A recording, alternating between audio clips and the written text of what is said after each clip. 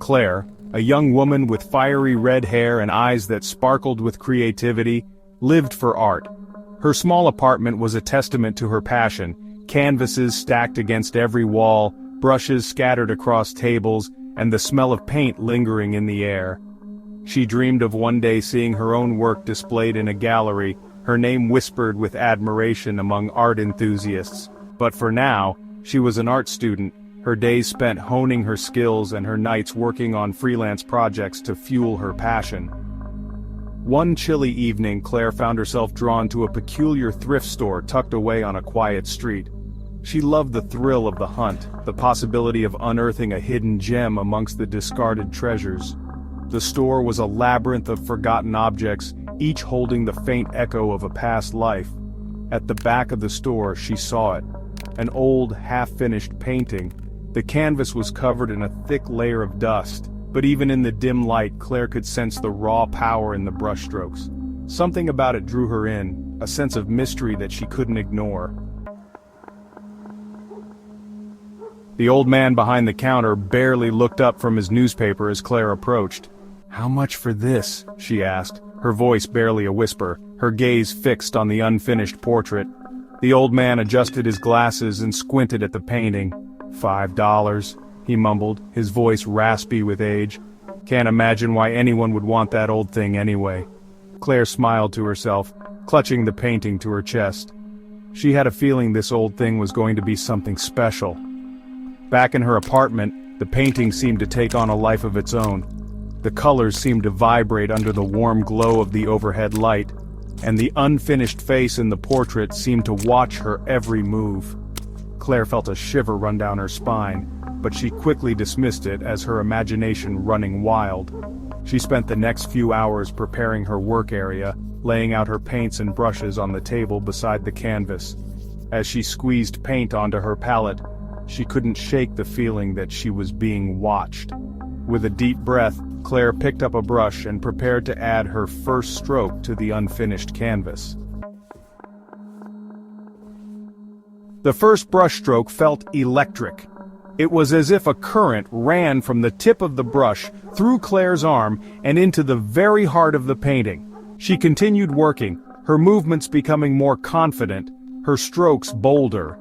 As she worked, she couldn't shake the feeling that the painting was guiding her hand, leading her towards a vision only it could see. The hours melted away, and soon, the only sounds in the apartment were the soft scrape of the brush against the canvas and the rhythmic tick-tock of the old clock on the wall. By the time the first rays of dawn peeked through the gaps in her curtains, Claire had made significant progress. The face in the portrait was starting to take shape, the features slowly emerging from the darkness, but as the last of the shadows retreated, Claire noticed something strange. The face in the painting, it looked familiar.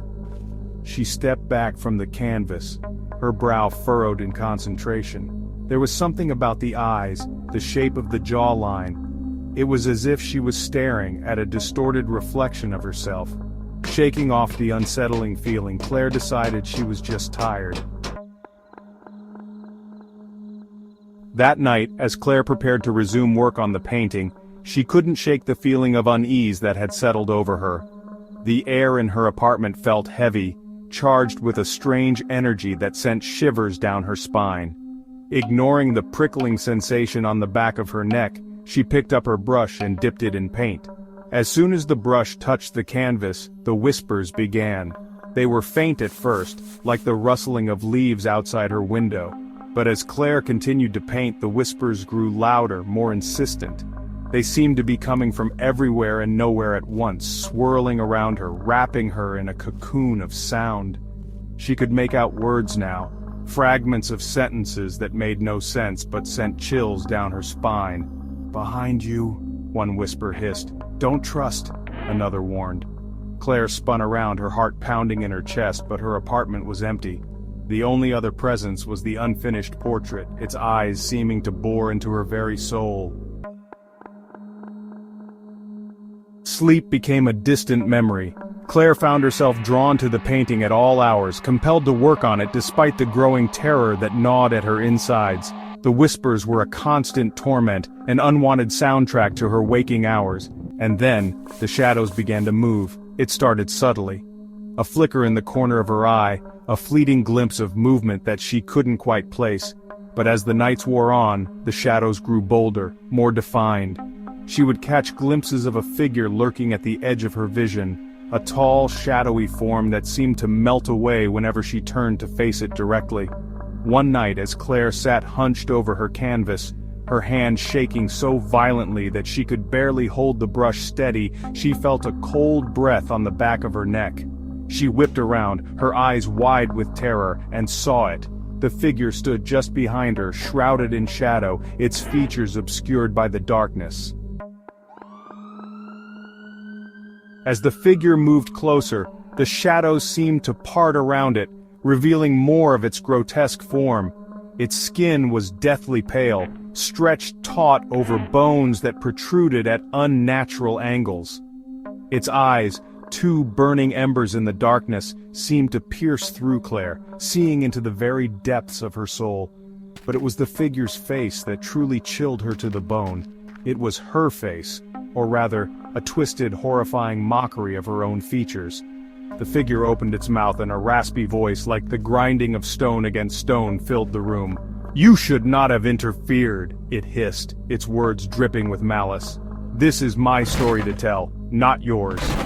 Claire stumbled back, her mind reeling. What was happening? Was this some kind of nightmare? But the cold dread that gripped her heart told her this was all too real. As the figure spoke, Claire noticed something else.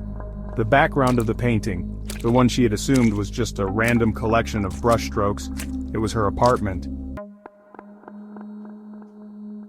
Panic surged through Claire, a wave of primal fear that threatened to consume her. She had to get out, to escape the clutches of whatever evil had seeped from the canvas and into her life. As the figure lunged towards her, its long, bony fingers reaching out to grab her, Claire made a desperate dash for the door, but it was too late. The figure was upon her in an instant, its cold, clammy hand clamping down on her arm with impossible strength. Claire screamed, a raw, primal sound of terror that echoed through the empty apartment. She thrashed against the figure's grip, but it held her fast, its eyes burning into her with a terrifying intensity. "It's time to finish the painting," the figure hissed, its voice a guttural growl that sent shivers down her spine. And then everything went black.